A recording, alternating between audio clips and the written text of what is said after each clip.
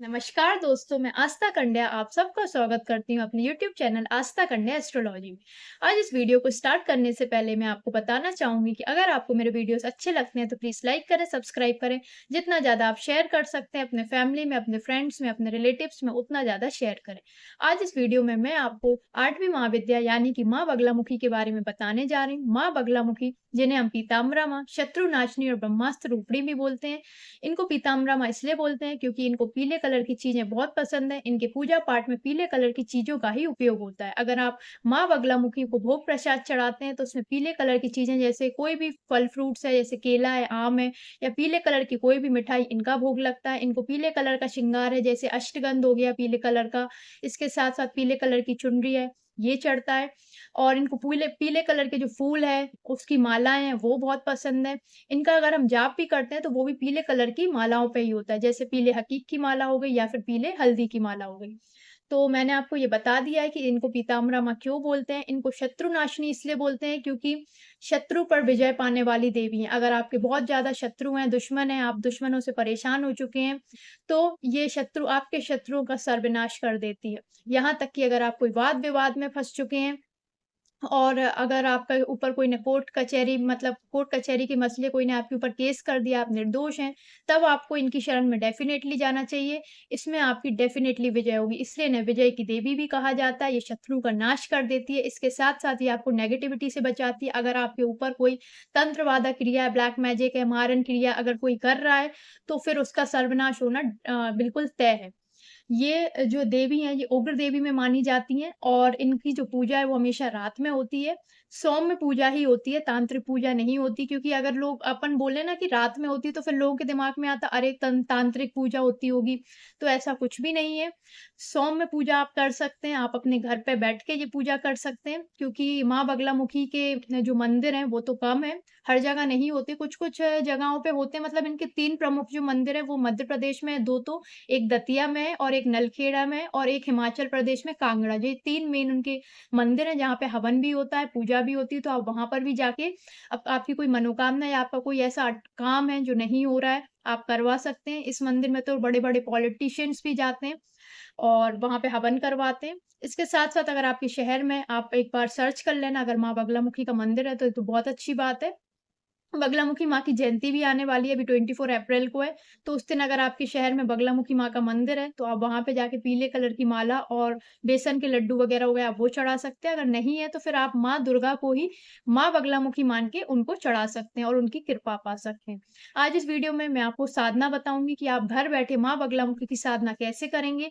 आप ये साधना आज भी स्टार्ट कर सकते हैं, कल भी स्टार्ट कर सकते हैं, आप परसों भी शुभ दिन है बहुत ज़्यादा, बगलामुखी जयंती आप उस दिन से भी स्टार्ट कर सकते हैं। इसके लिए आपको क्या-क्या चीज़ें चाहिए रहेंगी, मैं वो बता देती हूँ। उसके पहले मैं आपको बता दूँ कि ये पूजा किसको करनी चाहिए। अगर आपका कोई ऐसा काम है जो बहुत टाइम से अटका हुआ है और आपको समझ नहीं आ रहा है कि कैसे होगा, या आप गिव अप कर चुके हैं किसी चीज़ पे कि अब ये नहीं हो सकता, तो फिर आपको माँ बगलामुखी की शरण में ज़रूर जाना चाहिए। इसके साथ-साथ अगर आपके बहुत ज़्यादा दुश्मन बढ़ चुके हैं, शत्रु बढ़ चुके हैं, फिर आपके जॉब में हो, बिज़नेस में हो, या फिर आप घर पे ही आपके आस-पास के लोग आपको परेशान कर रहे हो, तो आप ये पूजा-पाठ कर मतलब माँ की शरण में जा सकते हैं। आपको कोर्ट कचहरी के मसले आपके यहाँ हो चुके हैं, आप कोई वाद-विवाद में फँस चुके हैं, आपके ऊपर किसी ने केस कर दिया, तो भी आप जा सकते हैं। यूँ ही छोटी-मोटी मनोकामना के लिए या छोटे-मोटे काम के लिए माँ की पूजा मत करना, क्योंकि इनकी पूजा के कुछ नियम होते हैं, कायदे होते हैं। तो मैं तो सजेस्ट करूँगी कि अगर कोई बहुत बड़ी चीज़ है, तो ही पूजा करें। हाँ, लेकिन अगर आप मानते हैं, जो लोग मानते हैं, बहुत से लोग इनको इष्ट दे माँ भी मानते हैं, इष्ट देव भी हैं इनके बहुत सारे लोग ही, तो फिर वो कर सकते हैं, या आप चाहते हैं कि अगर माँ की कृपा पड़े, तो भी आप कर सकते हैं, ऐसा भी कुछ नहीं है। तो मैं आपको साधना बता देती हूँ, ये रात में साधना होगी, एक फ़िक्स टाइम पे होगी, रात को 9 से 4 के बीच में आपको एक फ़िक्स टाइम पे बैठना है।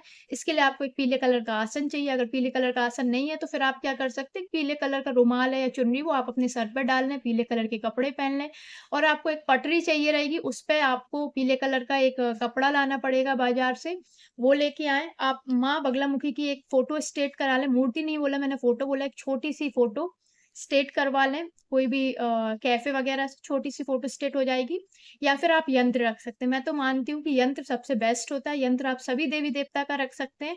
तो आपको माँ बगलामुखी यंत्र के नाम से बाज़ार में मिल जाएगा, आप यंत्र ले आएँ। एक पीले कलर का कपड़ा ले आएँ, तो आपको एक पटा बिछाना है, उस पटा रखना है, उसके ऊपर कपड़ा बिछाना है। उसके ऊपर आप माँ बगलामुखी की फ़ोटो रखेंगे। पीला आसन है तो बहुत अच्छी बात है, ला सकते हैं तो और अच्छी बात है, नहीं है तो फिर आप उसके ऊपर कोई पीले कलर का रुमाल रख लें, वो उस पे बैठ जाएँ या फिर आप पीले कलर के कपड़े पहन लें, चुनरी ओढ़ लें, वो आप देख लें।